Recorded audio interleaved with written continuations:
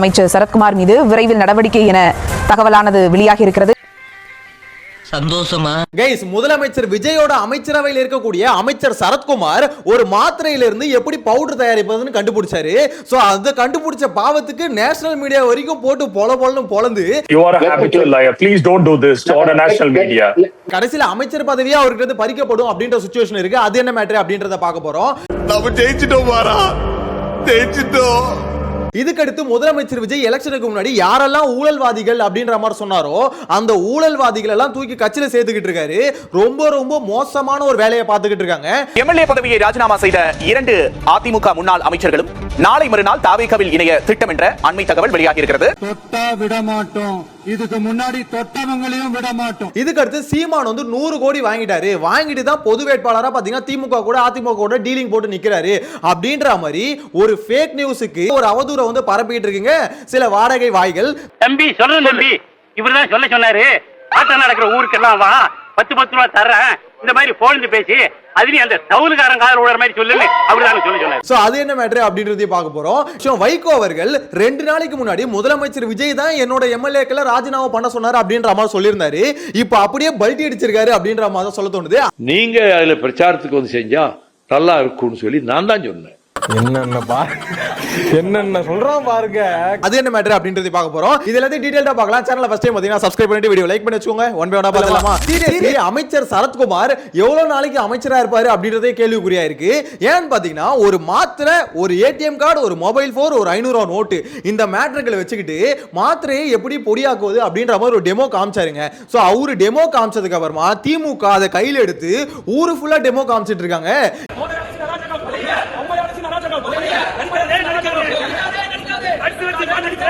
எப்படி ஒரு ATM card மொபைலை வச்சு எப்படி இந்த அளவுக்கு நைஸா ஒரு மாத்திரையை வந்து பவுடர் ஆக்க முடியும்? சோ இது வந்து பாத்தீங்கன்னா ஃபேக், அவர் சொல்றது எல்லாமே உருட்டு அப்படின்ற மாதிரி திமுக ஆர்ப்பாட்டத்தில் இறங்கிட்டாங்க. தெருவில் இறங்கி போராட ஆரம்பிச்சிட்டாங்க. இந்த நியூஸ் பெரிய நியூஸா மாறி நேஷனல் மீடியா வரைக்கும் போயிடுச்சு அப்படின்ற மாதிரி தான் சொல்ல தோணுது. I'll be fair. I'm going to take Felix to the cleaners tonight, but I'll let him speak because national மீடியால ஃபெலிக்ஸ் டிவிக்கு சார்பா பேசுவார்ல, நேஷனல் மீடியால வச்சு அந்தால கலாச்சிக்கிட்டு இருக்காங்க, அசிங்கப்படுத்திக்கிட்டு இருக்காங்க. ஏன்னா அவர் வந்து முட்டு கொடுக்குறாரு. அதுக்கு இது வந்து ஒய்ஃப் பக்கத்துல இருக்கும்போது யாராவது இப்படி பண்ணுவாங்களா அப்படின்ற மாதிரி முட்டு கொடுக்குறாரு. சோ நேஷனல் மீடியால வச்சு அவர் வந்து வச்சு ஃபன் பண்ணிக்கிட்டு இருக்காங்க அப்படின்ற மாதிரி தான் சொல்ல தோணுது ஃபெலிக்ஸை. விஷயம் என்னன்னு பாத்தீங்கன்னா அமைச்சர் சரத்குமார் வந்து அது மாத்திரை தான் அப்படின்னு சொல்றதுக்கு அவர்கிட்ட பெருசா ப்ரூஃப்ஸ் எதுவும் இல்ல. ஏன்னா அந்த வீடியோல குழந்தைகள் இல்ல அப்படின்றது எல்லாருக்கும் தெரிஞ்ச விஷயம் தான், நம்மளும் சொல்லியிருந்தோம். அதுக்கடுத்து அடுத்த வீடியோ ரிலீஸ் ஆயிருக்கு. அந்த வீடியோல பாத்தீங்கன்னா அமைச்சர் சரத்குமார் டான்ஸ் ஆடுறாரு நல்லா கையாட்டி. சோ டான்ஸ் ஆடும் போதும் பாத்தீங்கன்னா அந்த இடத்துல குழந்தை இல்ல. சோ 2 வீடியோலயும் குழந்தை இல்ல. இது இல்லாம இன்னொரு வீடியோல பீச்ல அருமை பானம் ஒன்றை அருந்தி கொண்டே பாத்தீங்கன்னா குளிச்சுக்கிட்டு இருக்காரு. சோ இந்த வீடியோவும் பாத்தீங்கன்னா வைரல் ஆயிட்டு இருக்கு. இப்போ விஷயம் என்னன்னு பாத்தீங்கன்னா இந்த வீடியோல எவன்டா லீக் பண்றது அப்படின்ற ஒரு டவுட் வரும்ல. சோ இதுக்கு மாரிதாஸ் என்ன சொல்றாரு, இது லீக் பண்றதே டிவிகேல இருக்க இன்னொரு டீம் தான் அப்படின்ற மாதிரி சொல்லிட்டு இருக்காங்க. எனவே இங்க நடக்கிறது புஷி ஆனந்த் அதுக்கப்புறம் ஆதவர்ஜுனா இந்த 2 பேர் கடையில எதிர்காலத்தில் கட்சி தன் கட்டுப்பாட்டை யார் வச்சிருக்காரு. அந்த போட்டியில தான் இந்த வீடியோ ஆடியோ போட்டோ எல்லாம் வெளியே வருது. என்னன்னா புஷி ஆனந்த் டீம் ஒன்று, இன்னொன்று வந்து பார்த்தீங்கன்னா ஆதவர்ஜுனா டீம். ஸோ இப்போ இந்த இடத்துல புஷி ஆனந்த் டீம்ல இந்த சரத்குமார் இருந்ததுனால ஆதவர்ஜுனா டீம் தான் இதெல்லாம் லீக் பண்ணுது அப்படின்ற மாதிரி சொல்லிட்டு இருக்காங்க. ஸோ அமைச்சர் சரத்குமாரை பதவியிலேருந்து தூக்குறதுக்கு வெளியில் இருக்கவங்க எதிர்கட்சிகளே எப்படி ஆசைப்படுறாங்களோ கட்சிக்குள்ளேயே ஒரு டீம் ஆசைப்படுது அப்படின்ற மாதிரி மாரிதாஸ் ஒரு நியூஸ் வந்து ஷேர் பண்ணியிருக்காரு. என்ன மனுஷன் இந்த வீடியோ பாத்தீங்கன்னா பயங்கர வைரல் ஆயிட்டு இருக்கு. சோ என்ன பொறுத்த வரைக்கும் அமைச்சர் சரத்குமாருக்கு நேரம் சரியில்லை அப்படின்ற மாதிரி மட்டும் சொல்லணும். சோ இது உண்மையா பொய்யா அப்படின்ற மாதிரி பாத்தீங்கன்னா நான் இதுக்கு முன்னாடி வீடியோல சொல்லியிருந்தேன், நம்ம கிட்ட எக்ஸாக்ட்டா அதுக்கான ப்ரூஃப் இல்ல. ஆனா அவர் சொல்றதுல நிறைய முரண்பாடுகள் இருக்கு. ஏன்னா எந்த வீடியோலயுமே அங்க குழந்தை இருக்கிறதுக்கான ஆதாரமே கிடையாது. சோ 2 வீடியோ லீக் ஆச்சு, 2த்துலயும் பாத்தீங்கன்னா குழந்தை இல்ல. அது மட்டும் இல்லாம குழந்தைக்கு 1.5 வயசு குழந்தைக்கு எப்படி மாத்திரை கொடுப்பாங்க, டானிக் தானே கொடுத்துருப்பாங்க அப்படின்ற நியாயமான கேள்வி கேட்கறாங்க. எஸ், டானிக் தான் கொடுப்பாங்க, மாத்திரை யாரும் கொடுக்க மாட்டாங்க. அது மட்டும் இல்லாம அந்த மாத்திரையை போன் மேல வச்சு பவுடர் ஆக்கலாம். ஆனா இந்த அளவுக்கு நைஸா அப்படியே பாத்தீங்கன்னா பவுடர் மாதிரி இருக்கு. இவ்வளவு நைஸா அவர் எங்க கொடுத்து அரைச்சி எடுத்துட்டு வந்து போன் மேல போட்டாரு அப்படின்ற கேள்வி கேட்கறாங்க. நியாயமான கேள்விதான். ஏன்னா மாத்திரை நம்ம நுணுக்குனா கூட இவ்வளவு நைஸான பவுடர் வராதுல. சோ இந்த கேள்விகளுக்கு எல்லாம் பாத்தீங்கன்னா அமைச்சர் சரத்குமார் கிட்ட பதில்கள் இருக்கான்னு பாத்தீங்கன்னா பதில்கள் இல்ல. அவரை பொறுத்த வரைக்கும் குழந்தை கொடுத்தங்க அப்படின்ற மாதிரி சிம்பிளா சொல்லி முடிக்கிறாரு. சோ நான் நல்லவன் தான், என் மேல எந்த தப்பு இல்ல அப்படின்ற மாதிரி சொல்லி முடிக்கிறாரு. பட் எதிர்கட்சிகள் அதை விடுற மாதிரி இல்ல. திமுக அதை விடுற மாதிரி இல்ல, தெருவுக்கு தெரு இறங்கி போராடி இப்போ என்ன பண்ணிருக்காங்கன்னா டிவிகேஸ்ல இருந்து ஒரு நியூஸ் வந்திருக்கதா நியூஸ்ல ஸ்ப்ரெட் பண்ணிட்டு இருக்காங்க. இந்த மாதிரி அமைச்சர் சரத்குமார் அவர் மேல வந்து நடவடிக்கை எடுக்கப்படும் அப்படின்ற மாதிரி நியூஸ் வந்து ஸ்ப்ரெட் பண்ணிட்டு இருக்காங்க. அமைச்சர் சரத்குமார் பதவி பறிக்கப்பட இருப்பதாக கூறப்படுகிறது. சோ தகவல் தான் வந்திருக்கு. இது உண்மையா பொய்யான்னு கேட்டீங்கன்னா இது பொய் தான்.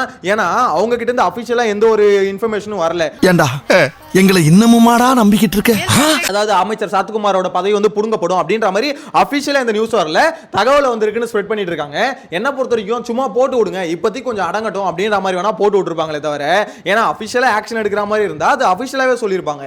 இது வந்து பாத்தீங்கன்னா சும்மா எப்பவுமே பாத்தீங்கன்னா டிவி கேஸ்ல இருந்து இந்த மாதிரி அப்பப்போ ஒரு நியூஸ் வந்து ஸ்ப்ரெட் பண்ணி விடுவாங்க.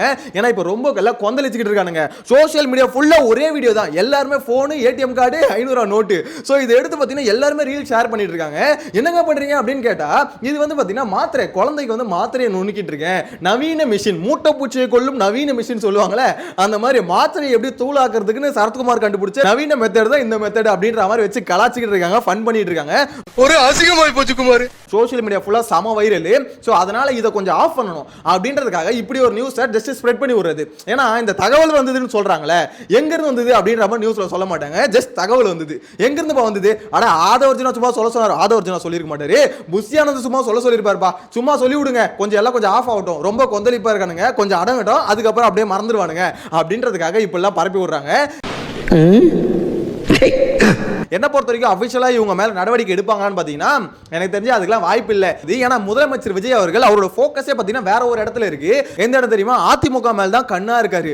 உன்னை விடமாட்டேன் அப்படின்ற மாதிரி குறுகுறுன்னு அதிமுகவே பார்த்துட்டு இருக்காரு. எவ்வளவு முடியுமோ அவ்வளவு எம்எல்ஏக்கள் வந்து ராஜினாமா பண்ண வச்சிட்டு இருக்காரு. இப்போ விஜயபாஸ்கர்கள், அதாவது 2 விஜயபாஸ்கர் இருக்காங்க, 2 விஜயபாஸ்கருமே பாத்தீங்கன்னா ராஜினாமா கடிதத்தை வந்து சபாநாயகர்கிட்ட கொடுத்துட்டாங்க. சோ தாவைக்களை இப்ப இணைய போறாங்களா. எம்எல்ஏ பதவியை ராஜினாமா செய்த 2 அதிமுக முன்னாள் அமைச்சர்களும், அதாவது முதலமைச்சர் விஜய் அவர்களோட வேட்டை இன்னும் அடங்கல அப்படின்ற மாதிரி தான் சொல்ல தோணுது. அவன் இன்னும் திருந்தலமாமா. என்னதான் திருமாவளவன், சிபிஐ, சிபிஎம், ஐயுஎம்எல் இவங்கலாம் ஆதரவு கொடுத்து ஆட்சி அமைச்சாலும் நான் என் ஆளை நிப்பாட்டி அந்த தொகுதியில் ஜெயிக்க வச்சுக்க போறேன் சோ அப்படின்னு சொல்லிட்டு ரொம்ப மும்முரமா இருக்காரு. இப்போ என்ன மேட்டர்னா இவ்வளவு மும்முரமா இருக்காருல்ல, ஒருவேளை இப்போ வந்து ஒரு 10 தொகுதிக்கு இடைத்தேர்தல் வருதுன்னு வச்சுக்கோங்களேன், கிட்டத்தட்ட நெருக்கி கொண்டு வந்துருவாரு. ஏன்னா அதுக்கான வேலையில் தான் முதலமைச்சர் விஜய் ரொம்ப தீவிரமா இருக்காரு. மக்கள் மேல அக்கறைப்பட்டு மக்களுக்கான பணிகள் தீவிரமா இருக்காரா இல்லையோ, இதுல படு பயங்கரமா ரொம்ப தீவிரமா இருக்காரு. வாரத்துக்கு 2 டிக்கெட் வந்து அவுட் ஆகணும் அதிமுகல இருந்து. அதிமுக என்னதான் பண்ணுதுன்னே தெரியல, வாரம் 2 பேரை தூக்கிட்டு இருக்காங்க.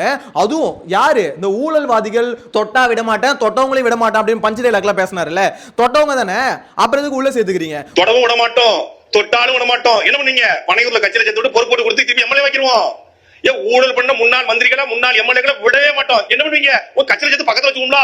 எப்படிப்பட்ட ஆளுங்க? ஊழல் பண்றவங்களை விட மாட்டேன்னு சொல்லிட்டு தூக்கி உள்ள சேர்த்துக்கிறாரு. இந்த வேலை பண்றதுக்கு ரொம்ப அசிங்க பண்ணும். அதாவது அவர் பேசுறத மட்டும் பிளைண்டா நம்புறாங்கல்ல, அவங்க இதையும் கொஞ்சம் பாருங்க.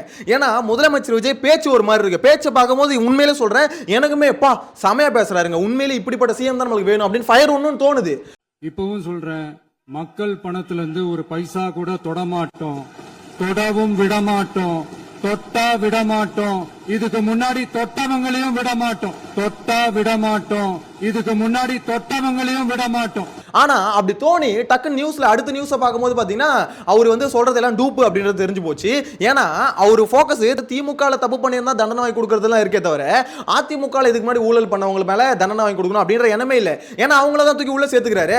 ஒருவேளை மிரட்டி, அதாவது நீ ஒழுங்கா வந்துரு இல்லைன்னா நான் அதை கிளறிடுவேன் அப்படின்ற மாதிரி மிரட்டி சேர்க்கிறாரா என்னன்னு தெரியல. இது ஒரு கெஸ், என்னோட கெஸ் சொல்றேன். சோ ஏன்னு பாத்தீங்கன்னா இந்த மாதிரி ஊழல் கேஸ் இருக்கிறவங்க, பல விதமான கேஸுகள் இருக்கவங்களை தூக்கி உள்ள சேர்த்துக்கிறாருன்னா தூய சக்தி தூய சக்தின்னு உருட்டிட்டு இருந்தார்ல, இது எங்கயா தூய சக்தி அப்படின்ற ஒரு கேள்விதான் இருக்கு. அட வெக்கம் கட்டுவீங்களா? இதுக்கு எதுக்குடா வெள்ளையங்கிலி மாலைன்னு? நியாயமா டிவிக்கு தூய சக்தி நினைச்சு ஓட்டு போட்டிருப்பீங்களா? உங்ககிட்டயே இந்த கேள்வி வைக்கிறேன், இது பேர் தூய சக்தியா? நீங்க யோசிச்சு பாருங்களேன், ஊழல் பண்ண பெருச்சாளிகளை தூக்கி கட்சிக்குள்ள சேர்த்துக்கிறது பேரு தூய சக்தியா? இந்த கேள்வியை உங்களுக்குள்ள நீங்களே கேட்டுக்கோங்க. முதலமைச்சர் விஜய் உங்களை ஏமாத்துறாரா இல்ல உங்களை ஏமாத்துறதே தெரியாத அளவுக்கு ஏமாத்துறாரா? நீங்களே வந்து கமெண்ட்ல மென்ஷன் பண்ணுங்க. சோ இதுக்கு அடுத்து ரொம்ப முக்கியமான விஷயம், சீமான் அவர்கள் 100 கோடி வாங்கிட்டாரு. அதாவது இந்த பொது வேட்பாளரா சீமான் வந்து அம்பா சமுதத்துல நிக்க போறாரு அப்படின்ற நியூஸ் வந்து ஸ்ப்ரெட் ஆயிட்டு இருந்தது. அதுவும் பொது வேட்பாளரா நிக்க போறாரு அப்படின்ற மாதிரி அவங்க சைடுல இருந்து கன்ஃபார்மே பண்ணல. அது வந்து அதிமுக திமுக சப்போர்ட் பண்ணுது அப்படின்ற மாதிரிலாம் ஒரு நியூஸ் ஸ்ப்ரெட் ஆயிட்டு இருந்தது. அது நாம் தமிழர் கட்சி சைடுல இருந்து அது கன்ஃபார்மே பண்ணல, நானும் அதை சொல்லியிருந்தேன். சோ இப்போ என்ன மேட்டர்னா, பொது வேட்பாளரா ஒரு நிக்க போறாரு நியூஸை வந்து கிளப்பி விட்டதே டிவிக்கே தானோ அப்படின்ற சந்தேகம் வருது. என்னடா சொல்ற? ஏன்னா இந்த மனுஷன் மேல இப்படி ஒரு அவதூறு இப்பயே கிளப்பி விட்டுட்டா அந்த மனுஷன் வந்து பாத்தீங்கன்னா கம்பல்சரி இடைத்தேர்தலில் நிக்க மாட்டாரு. ஏன்னா சீமான் மாதிரி ஒரு ஆள் வந்து இடைத்தேர்தலில் நின்று ஜெயிச்சு சட்டசபைக்குள்ள போயிட்டாருன்னு வச்சுக்கோங்களேன், டிவி கேட்க ரொம்ப ரொம்ப கஷ்டம், உண்மையில சொல்ல ரொம்ப கஷ்டம். ஏன்னா அவரை டேக்கிள் பண்றது ரொம்ப கஷ்டம். அங்க போயிட்டு பாத்தீங்கன்னா பேப்பர் வச்சு கேள்வி கேட்க மாட்டாரு, அவர் பாட்டு மைண்டுக்குள்ள இருக்க கேள்வியை கேட்டுக்கிட்டே இருப்பாரு. அங்க பதில் சொல்லி தான் ஆகணும். அதாவது நீங்க ஒரு கேள்வி கேட்டா திருப்பி டக்குன்னு இன்னொரு கேள்வியை கேட்டுருவாரு. ஸோ இங்க பதில் சொல்லி தான் ஆகணும். திமுக வச்சு தப்பிக்கிற மாதிரி இங்க தப்பிக்க முடியாது. ஏன்னா திமுக கிட்ட என்ன சொல்லுவாங்க, ஏங்க நீங்க யோக்கியமா, நீங்க ஊழல் பண்ணல அப்படின்ற மாதிரி கேட்டு திமுக கேட்டோன்னா திமுக வந்து பாத்தீங்கன்னா வெறியாகி கோவப்பட்டு வெளிநடப்பு பண்ணிடும். இதுதான் திமுக பண்ணும். ஆனா இவர்கிட்ட அப்படி கேள்வி கேட்க முடியாது. ஏன்னா இதுக்கு முன்னாடி ஆட்சியில இல்ல அதிகாரத்திலும் இல்ல. ஸோ ஆப்வியஸா இவர் கேட்கிற கேள்விக்கு அவங்க பதில் சொல்லி தான் ஆகணும். அதனாலயும் டிவிக்கு வந்து பாத்தீங்கன்னா இப்படி ஒரு ஸ்ட்ராட்டஜி பண்ணி இப்பயே கிளப்பி விட்டு பண்றாங்களா என்னன்னு தெரியல. ஏன்னா இந்த மாதிரி நியூஸ் வந்து பாத்தீங்கன்னா நியூஸ் சேனல்ல ஸ்ப்ரெட் பண்ணி விட்டு அதை டிவிக்கோட வாடகை வாய்களை வச்சு பாத்தீங்கன்னா அது மேல அவதூற பண்ண வைக்கிறாங்க. 100 கோடி ரூபாய் திமுக கொடுத்துச்சுங்கிறான். திமுக இதுக்குடா நாம் தமிழ்ச்சி கொடுக்கணும் கேட்கல.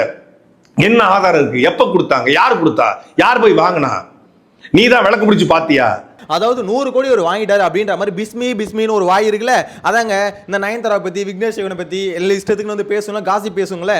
அவர் தான் என்ன பண்ணிருக்காரு, இப்ப சீமானை பத்தி சொல்லியிருக்காரு, 100 கோடி வந்து பணம் வாங்கியிருக்காங்க, செட்டில்மெண்ட் ஆயிருக்குது. ஸோ அந்த மாதிரிலாம் பணம் வாங்கிட்டு தான் இந்த மாதிரி பார்த்தீங்கன்னா பொது வேட்பாளராக அவர் நிற்க போறாரு அப்படின்ற மாதிரி சொல்லிட்டு இருக்காங்க. என்னங்க சிவாஜி இப்படி ஆயிப்போச்சு? அதுக்கான ஆதாரம் இந்த மாதிரி பீஸிங்கிட்ட இருக்குமான்னு கேட்டீங்கன்னா இருக்காது. இதே மாதிரி தான் கொஞ்ச நாளைக்கு முன்னாடி அட்வொகேட்னு ஒரு பீஸ் வந்து வாங்கி கட்டிட்டு போச்சு. அதாவது ஆதாரமே இல்லாம அவதூற பரப்புவானுங்க. 100 கோடி வாங்கிட்டாரு, 500 கோடி வாங்கிட்டாரு, 1000 கோடி வாங்கிட்டாரு அப்படின்ற மாதிரி. எனக்கு தெரிஞ்சு நாம் தமிழர் கட்சியில சீமான் என்ன தர பண்ணணும், உண்மையிலே காசு வாங்கிட்டு போய் செட்டில் ஆயிடணும். ஏன்னா அவர் வாங்காதப்பே வாங்கிட்டாருன்னு சொல்றானுங்களே. சரி வாங்கிட்டு தான் போங்களேன் அப்படின்ற மாதிரி தான் சொல்ல தோணுது. நக்கல்யா அவனுக்கு. யோசிச்சு பாருங்களேன், இந்த இடத்துல பணத்தை வாங்கிட்டாருன்னு சீமான சொல்றாங்க, ஏன் பணம் கொடுத்துருச்சுன்னு திமுக சொல்ல மாட்டானுங்க? ஒரு சம்பவம் நடந்துருச்சு, அதுல இங்க மட்டுமே குற்றம் சாட்டிட்டு இருக்காங்க, திமுக ஏன் குறை சொல்ல மாட்டானுங்க? டேய் யாரா நீங்க அப்படின்ற மாதிரி தான் இருக்கு. ஃபர்ஸ்ட் ஆஃப் ஆல் அது ஃபேக் நியூஸ். அவர் பொது வேட்பாளரா அங்க நிக்க போறாரு அப்படின்றது நியூஸே பாத்தீங்கன்னா ஃபேக் நியூஸ். அது வந்து நாம் தமிழர் கட்சியில கன்ஃபார்மே பண்ணல. அவங்க கட்சியில மேல் இடத்துல இருக்க சாட்டை துரைமுருகன் ஆகட்டும், இடுமாவளம் கார்த்திக் ஆகட்டும், இவங்களே பாத்தீங்கன்னா அது கன்ஃபார்ம் பண்ணிட்டாங்க, அப்படிலாம் இந்த நியூஸ் இல்ல, அது ஃபேக் நியூஸ் அப்படின்ற மாதிரி. ஆனா இதை வந்து பாத்தீங்கன்னா எடுத்துக்கிட்டு ஃபேக் நியூஸை வச்சு இப்படி பண்றாரு அப்படி பண்றாருன்னு சொல்லிட்டு அவதூறு பேசிக்கிட்டு இருக்கானுங்க. யாரா இவனுங்க? எங்கிந்திரா வந்துக்கிறானுங்க? இவர் மட்டும் இல்ல, அதே மாதிரி இந்த சினிமா ரிவ்யூ பண்ணுவார்ல பாண்டா, சோ பாண்டாவும் அந்த வேலையை தான் பார்த்துட்டு இருக்காரு. தமிழ் தேசியத்தை விட்டுட்டு இப்ப திராவிடத்து காலில் போய் மண்டி போட்டாரு அப்படின்ற மாதிரிலாம் பேசிட்டு இருக்கு அந்த பீஸ் வேற. எனக்கு என்ன புரியலனா, டே யாரா நீங்க ஒரு ஃபேக் நியூஸை வச்சு எப்படி இப்ப நாம் தமிழர் கட்சி செய்யறது அபிஷியலா கன்ஃபார்ம் பண்ணிட்டாங்களா, இந்த மாதிரி பொது வேட்பாளரா நிக்க போறாரு அப்படின்ற மாதிரி கன்ஃபார்ம் பண்ணிட்டாங்களா? எனக்கு புரியலையே, எனக்கு ஒண்ணுமே புரியல. ஏதோ இவனுங்க தான் தமிழ் தேசியத்தை காப்பாற்ற வந்த மாதிரியும் இப்ப ஒரு கை விட்டு போறதுனால கொந்தளிக்கிற மாதிரியே பேசிட்டு இருக்காங்க. டேய் வாடகை வாய்களா, இவர் ஊதறதா அந்த பொண்ணு ஆரதி பாக்குறப்ப இல்ல சிவாஜி பத்மினி பார்த்த மாதிரி இருக்காரு. தம்பி சொல்ல தம்பி, இவர்தான் சொல்ல சொன்னாரு, ஆத்த நடக்கிற ஊருக்கெல்லாம் வா, 10 ரூபா தரேன், இந்த மாதிரி போன் பேசி அது அந்த தவுல்காரங்காரோட மாதிரி சொல்லு அப்படின்னு சொல்லுங்க. என்னடா இப்படி பண்ணிட்டு இருக்கீங்க அப்படின்ற மாதிரி தான் இருக்கு. ஏன்னா ஒரு ஃபேக் நியூஸை வச்சு ஒரு நரேட்டிவ் செட் பண்ணி அவதூற பரப்பிட்டு இருக்கானுங்க. ஸோ இதனால தான் சொல்றது ரூட் மாஃபியா எப்படிலாம் செயல்படும் அப்படின்றத இப்போ நம்ம பார்க்கும்போது அப்பட்டமா தெரியுது. எலெக்ஷனுக்கு முன்னாடி கூட அங்கங்க பண்ணுவானுங்க வைப்பானுங்க, கொஞ்சம் டவுட் இருக்கும். ஆனா இப்போ அப்பட்டமா தெரியுது எப்படி அவனுங்களா ஒரு நரேட்டிவ் வந்து செட் பண்ணி மக்கள் மனசுல வந்து ஒரு விஷயத்தை வந்து விதைக்கிறானுங்க அப்படின்ற மாதிரி. ஆனா இப்போ ஆட்சியில் நடக்கிற தவறுகளை வந்து இந்த பாண்டாவாகட்டும் இந்த பிஸ்மி ஆகட்டும் இதெல்லாம் பேசுறானுங்களா பார்த்தீங்கன்னா பேச மாட்டானுங்க. ஏன்னா ஆட்சியில் அவ்வளோ பிரச்சனை போயிட்டு இருக்கு. இந்த இடத்துல அவர் வந்து பார்த்தீங்கன்னா வேணும்னா இடைத்தேர்தல்களை நிறைய இடத்துல விஜய் அவர்கள் திணிச்சுக்கிட்டு இருக்காரு. வாண்டடா பார்த்தீங்கன்னா ஒரு ஃபுல் ஃபோக்கஸ் நிறைய தொகுதியில் இருக்க எம்எல்ஏக்கள் வந்து ராஜினாமா பண்ண வச்சிட்டு இருக்காரு.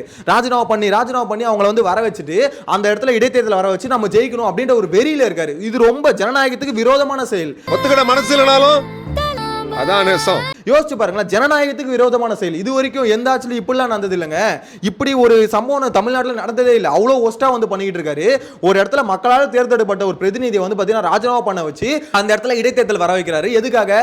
தன்னோட சுயநலத்துக்காக. நம்ம ஆட்சி வந்து பார்த்தீங்கன்னா 5 வருஷம் சூப்பரா போகணும், எந்த விதமான பிரச்சனையும் இருக்கக்கூடாது, ஸோ இந்த உதிரி கட்சியில் நம்பக்கூடாது அப்படின்னு சொல்லிட்டு தன்னோட சுயநலத்துக்காக ஒரு இடத்துல இடைத்தேர்தலை வர வச்சு அங்க வந்து எலெக்ஷனை வர வச்சு அங்க வந்து ஜெயிக்கணும்னு நினைக்கிறாரு.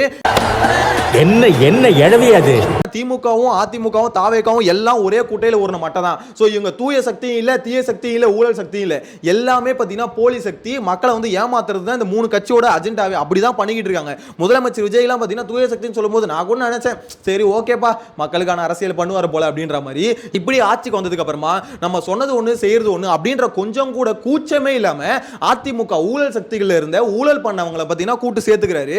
எனக்கு புரியல, நாளைக்கு அவங்களுக்கே பதவி கொடுத்து அவங்களை வந்து பாத்தீங்கன்னா ஒரு தொகுதியில் நிக்க வச்சு எம்எல்ஏ ஆக்குவாரு. விஜய் மூஞ்ச பார்த்து மக்களும் ஓட்டு போட்டுருவாங்க. எங்க தலைக்கு எவ்வளவு தில்லு பத்தியா? இப்படின்ற ஓவர் கான்ஃபிடென்ட் வந்து விஜய் அவர்களுக்கு அதிகமா இருக்கு. இப்போ கூட இவ்வளோ விஷயம் பண்றாருல, இது வந்து பேசு பொருளே ஆகவே மாட்டுது. இது வந்து பேசு பொருள் ஆக மாட்டுது, இது அப்படியே அடங்கிடுது அப்படின்ற மாதிரி தான் சொல்ல தோணுது. ஸோ இந்த மாதிரி மேட்டர் ஒரு பக்கம் போயிட்டு இருக்கா. இன்னொன்று வைகோ கொஞ்ச நாளைக்கு முன்னாடி சொல்லியிருந்தாரு, ஒரு 2-3 நாளைக்கு முன்னாடி முதலமைச்சர் விஜய் வந்து என்னோட எம்எல்ஏக்களை வந்து ராஜினாமா பண்ண சொல்லியிருந்தாரு, நானே வந்து பிரச்சாரம் பண்ணி ஜெயிக்க வைக்கிறேன் அப்படின்ற மாதிரி சொல்லியிருந்தாருன்னு சொல்லிட்டு வைகோ சொல்லியிருந்தாரு. இப்போ வைகோ அப்படியே பல்ட்டி அடிச்சிருக்காரு. அவர் சொல்லல, நான் தான் சொன்னேன் இந்த மாதிரி என்னோட எம்எல்ஏக்களை ராஜினாமா பண்ண வைக்கிறேன், ஸோ நீங்க வந்து பிரச்சாரம் பண்ணுங்க அப்படின்ற மாதிரி நான் தான் கேட்டேன். ஐயா வைகோ, அது வாயா என்ன விளவியாது அப்படின்ற மாதிரி சொல்ல தோணுது. அவர் உங்க 2 எம்எல்ஏக்கள் ராஜினாமா பண்ண சொல்லுங்க, நானே வருவேன், நானே பிரச்சாரம் செய்வேன், அவரா சொல்லல, நான் கேட்டேன். உண்மையிலே வைகோ வந்து இவ்வளோ மோசமா 2 நாளைக்கு முன்னாடி யாரோ ஒருத்தர் பேசுன மாதிரி இப்போ வந்து பேசிட்டு இருக்காருங்க. இவரு தான் சொன்னது, முதலமைச்சர் விஜய் தான் சொன்னார் ராஜினாமா பண்ண சொன்னாரு, நானே வந்து பிரச்சாரம் பண்றேன் அப்படின்ற மாதிரி சொன்னார்னு சொன்னது இந்த பீஸ். இப்போ இந்த பீஸ் தான் சொல்லுது அது தவறான செய்தி. அப்படிலாம் இல்ல, நான் தான் அவர்கிட்ட சொன்னேன் ராஜினாமா பண்ண வைக்கிறேன், நீங்க வந்து பிரச்சாரம் பண்ணுங்க அப்படின்ற மாதிரி நான் தான் கேட்டேன். எனக்கு புரியல. இன்னும் என்ன நீ பைத்தியக்காரனாவே நினைச்சிட்டு இருக்கறல? விஜய் அவர்கள் அநேகமா ஃபோன் பண்ணிருப்பாருன்னு நினைக்கிறேன். என்னங்க சீக்கிரட்டா நடந்த டீலிங் வந்து இந்த மாதிரி போட்டு கொடுக்குறீங்க, இல்ல வேலைக்கு ஆகாது, உங்களை மேல நான் ஏதோ ஒரு ஆக்ஷன் எடுக்க போறேன் அப்படின்னு ஏதாவது சொன்னாரான்னு தெரியல. உடனடியாக பார்த்தீங்கன்னா அப்படியே பல்ட்டி அடிச்சு ஒரு பிரஸ் மீட் கொடுத்துருக்காரு. எனக்கு இதெல்லாம் பார்க்கும்போது என்னடா நடக்குதுங்க அப்படின்ற மாதிரி தான் இருக்கு. அரசியல்ல ஒவ்வொரு நாளும் ஒவ்வொரு விதமா ட்விஸ்ட் மேல ட்விஸ்டா போயிட்டு இருக்கு. எனக்கு தெரிஞ்ச இது இடைத்தேர்தலுக்கு அப்புறமா நிறைய சேஞ்சஸ் வரதுக்கு வாய்ப்பு இருக்கு.